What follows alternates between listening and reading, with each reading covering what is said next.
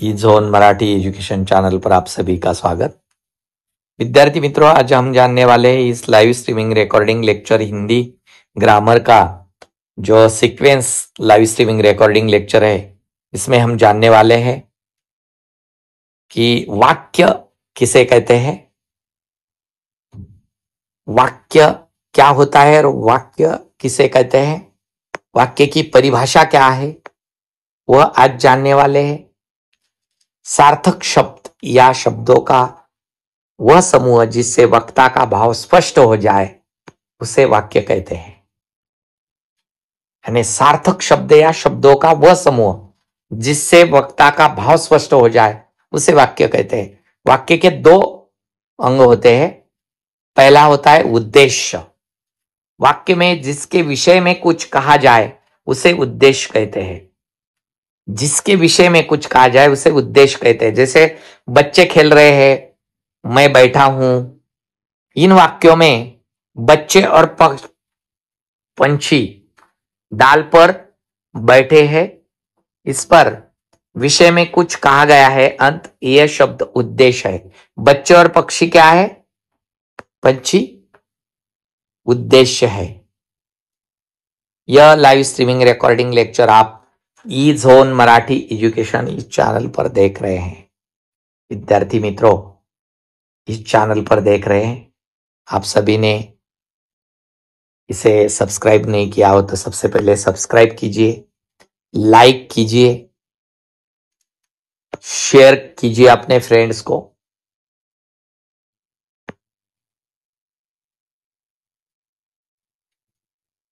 चलिए आगे देखेंगे। विधेय किसे कहते हैं? उद्देश्य देखा हमने, विधेय देखेंगे। विधेय यानी उद्देश्य के विषय में जो कुछ कहा जाए उसे विधेय कहते हैं। जैसे ऊपर के वाक्यों में खेल रहे हैं और डाल पर बैठा है, यह विधेय है। अब संरचना की दृष्टि से वाक्य के तीन प्रकार होते हैं: सरल वाक्य, मिश्रित वाक्य और संयुक्त वाक्य। ऐसे तीन भेद होते हैं संरचना की दृष्टि से। जिस वाक्य में केवल एक उद्देश्य और एक विधेय हो उसे सरल वाक्य कहते हैं। राम ने रावण को मारा, सरल वाक्य है। आशा अच्छा गाती है, सरल वाक्य है। परिश्रमी बालक सफल होते हैं, सरल वाक्य है।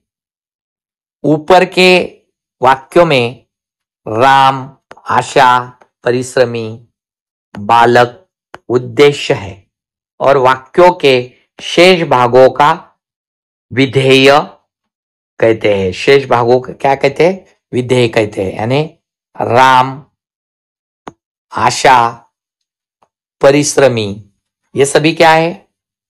उद्देश्य है। और शेष भाग जो है उसे विधेय कहते हैं। जैसे रावण को मारा, अच्छा गाती है, बालक सफल होते हैं, ये क्या है? विधेय है। अभी यह पहला हुआ। दूसरा देखेंगे भेद। मिश्रित वाक्य किसे कहते हैं? मिश्रित वाक्य किसे कहते हैं? चलिए जानेंगे। मिश्रित वाक्य जिस वाक्य में एक उपवाक्य प्रदान होता है और दूसरा उपवाक्य उस पर आश्रित होता है उसे मिश्रित वाक्य कहते हैं। जैसे जब मैं घर से निकला तब वर्षा हो रही थी। देखिए, जब और तब ये दोनों दो वाक्यों को जोड़ने का काम करते हैं और उसमें एक वाक्य प्रधान होता है और एक उपवाक्य होता है।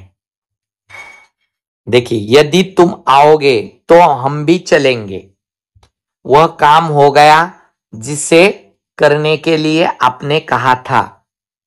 ये तीन वाक्य दिए गए हैं।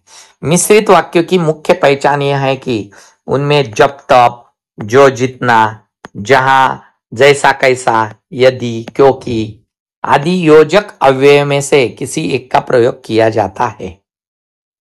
उसके बाद संयुक्त वाक्य देखेंगे किसे कहते हैं। संयुक्त वाक्य जिस बड़े वाक्य में दो या दो से अधिक सरल वाक्य जुड़े हो उसे संयुक्त वाक्य कहते हैं। जैसे संयुक्त वाक्य और तथा, अथवा, नहीं, तो, किंतु, परंतु आदि योजक जाते हैं। रमेश ने काम किया और वह अपने घर चला गया। वह चला तो था परंतु रास्ते से लौट गया। राहुल विद्यालय जाता है और मन लगाकर पढ़ता है। ऐसे दो वाक्यों को जोड़ने का काम करते हैं, दो सरल वाक्यों को, उसे संयुक्त वाक्य कहते हैं। उसके बाद महत्व का जो भेद है, अर्थ के आधार पर कुछ वाक्यों के भेद होते हैं। विधानवाचक यानी सकारात्मक वाक्य, सामान्य कथन या किसी वस्तु या व्यक्ति की स्थिति का बोध करने वाले वाक्य कथनात्मक वाक्य कहे जाते हैं। उसकी पत्नी बहुत बीमार है, सीधा वाक्य है। लड़कियां नृत्य कर रही है, सीधा वाक्य, इसे विधानवाचक वाक्य कहलाते हैं। दूसरा है नकारात्मक वाक्य या निषेधवाची वाक्य। इन वाक्यों में कथन का निषेध किया जाता है। सामान्यतः हिंदी में सकारात्मक वाक्यों में नहीं, न, मत लगाकर नकारात्मक वाक्य बनते हैं। वे बाजार गए हैं, वे बाजार नहीं गए। आप इधर बैठे, आप इधर न बैठे, ये नकारात्मक वाक्य है। देखिए दोनों।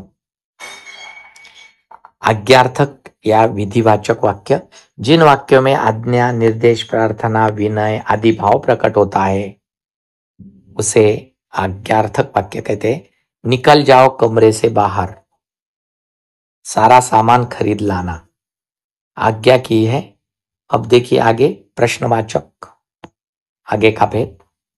प्रश्नवाचक वाक्य, प्रश्नवाचक वाक्यों में वक्ता कोई न कोई प्रश्न पूछता है। जैसे, क्या आप आगरा जा रही है? क्या उसने झूठ बोला था?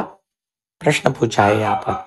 देखिए, यह हम लाइक करना मत भूलिए, यह लाइव स्ट्रीमिंग रिकॉर्डिंग लेक्चर आप यह ई-ज़ोन मराठी एजुकेशन चैनल पर आप देख रहे हैं। सबसे पहले आपने सब्सक्राइब नहीं किया हो तो सबसे पहले सब्सक्राइब कीजिए, लाइक कीजिए और अपने फ्रेंड्स को शेयर कीजिए।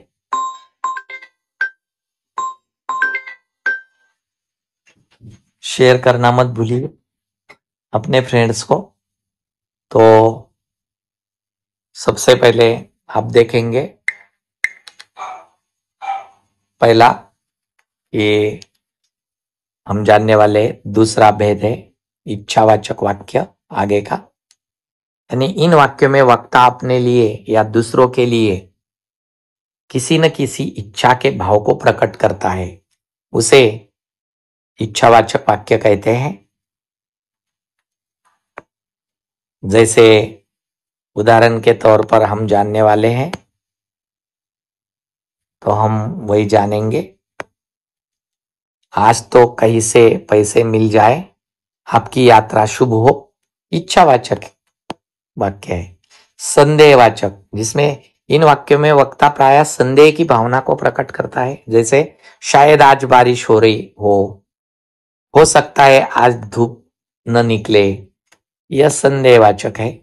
उसके बाद विस्मयादि बोधक वाक्य, जिसमें विस्मय, आश्चर्य, घृणा, प्रेम, शोक आदि के भाव अचानक वक्ता के मुंह से निकल पड़ते हैं। जैसे, ओह कितना सुंदर दृश्य है, हाय मैं मर गया, ऐसे।